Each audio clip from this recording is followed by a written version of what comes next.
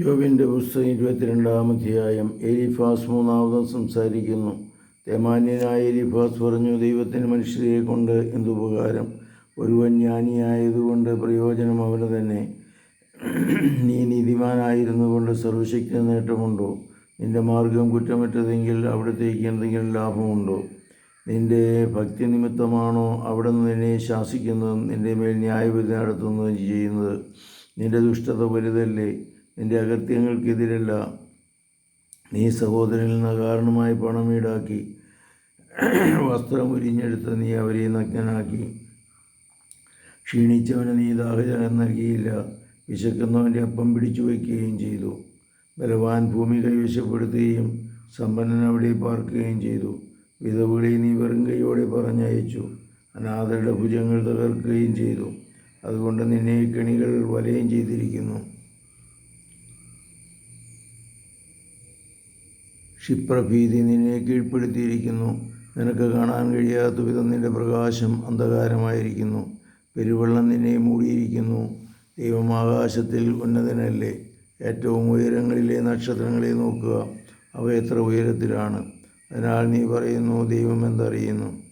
കൂരിരുട്ടിൽ അവിടത്തേക്ക് വിധിക്കുവാൻ കഴിയുമോ? കാണാൻ സാധിക്കാത്ത വിധം കനത്ത മേഘങ്ങൾ അവിടുത്തെ വലയം ചെയ്തിരിക്കുന്നു. ആകാശവിധാനങ്ങൾ അവിടുന്ന് സഞ്ചരിക്കുകയും ചെയ്യുന്നു. ദുഷ്ടന്മാർ സഞ്ചരിച്ച പഴയ മാർഗങ്ങൾ നീ ഉറച്ചു നിൽക്കുന്നുവോ? കാലം തികയുന്നതിന് മുമ്പേ അവർ അപഹരിക്കപ്പെട്ടു. അവരുടെ അടിസ്ഥാനം ഒഴുകിപ്പോയി. അവർ ദൈവത്തോട് പറഞ്ഞു, ഞങ്ങളെ വിട്ട് അകന്നു പോവുക.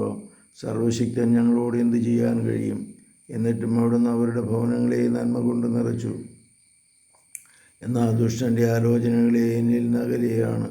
നീതിമാൻ അവരുടെ അവസാനം കണ്ട് സന്തോഷിക്കുന്നു. നിഷ്കളങ്കൻ അവരെ നോക്കി പരിഹസിച്ചു പറയുന്നു, തീർച്ചയായും ഞങ്ങളുടെ ശത്രുക്കൾ പിഴുതെറിയപ്പെട്ടിരിക്കുന്നു. അവർ അവശേഷിപ്പിക്കുന്ന അഗ്നിക്കിരയാക്കുകയും ചെയ്തു. ദൈവവുമായി രമ്യതയിലായി സമാധാനത്തിൽ ജീവിക്കുക, അപ്പോൾ നിനക്ക് നന്മ വരും.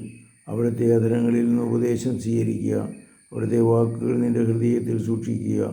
സർവശക്തൻ്റെ സന്നിധിയിലേക്ക് തിരിച്ചു വരികയും നിന്നെ തന്നെ എളിമപ്പെടുത്തുകയും ചെയ്യുമെങ്കിൽ, നിന്റെ കൂടാരത്തിൽ നിന്ന് അനീതിയെ നീ അകറ്റിക്കളയുമെങ്കിൽ, സ്വർണത്തെ പൊടിയിലും ഓഫീർ പൊന്നിനെ നദീതടത്തിലും കല്ലുകൾക്കിടയിലും എറിയുമെങ്കിൽ, സർവശക്തൻ നിനക്ക് സ്വർണവും നിഴല പിടിച്ച വെള്ളിയും ആകുമെങ്കിൽ, നീ സർവശക്തനിൽ ആനന്ദിക്കുകയും ദൈവത്തിൻ്റെ നേരെ ദുഃഖമുയർത്തുകയും ചെയ്യും.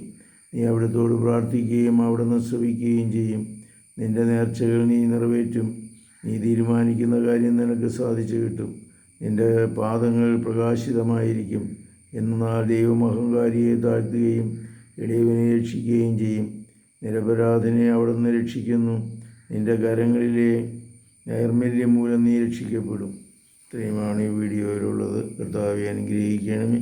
പരിശുദ്ധ പരമദിവ്യകാരുണ്യത്തിന് നേരവും ആരാധനയും സ്തുതിയും പുകഴ്ചയും ഉണ്ടായിരിക്കട്ടെ. ഈശോ മിശിഹായ്ക്കും സ്തുതിയായിരിക്കട്ടെ.